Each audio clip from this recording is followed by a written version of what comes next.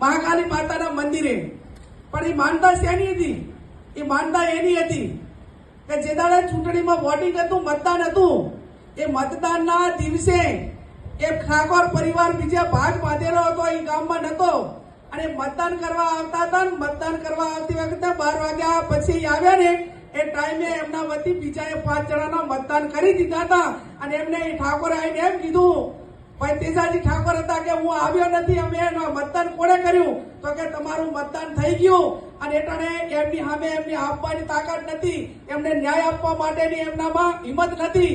પણ એમને એટલું કીધું કે આજે મહાકાળી માતાને પ્રાર્થના કરી દઉં છું, તમારા અન્યાય સામે બનાસકાંઠાની જનતા જવાબ આપશે અને કેડીબેન જીતશે ને તો હું આજે એનું ઝોકડું કરીશ. આજે આ ઝોકડું કરું. મારો કહેવાનો અર્થ એટલો જ છે કે આજે આપણે આપણું મતદાન કરાવવા માટેની પણ આપણે તાકાત આપણામાં નથી ધરાવતા. એ ક્યાંક ને ક્યાંક એટલી કમજોરી આવી છે, એને સલામતી આપવાની જવાબદારી એ આપણા બધાની છે. આજે આટલા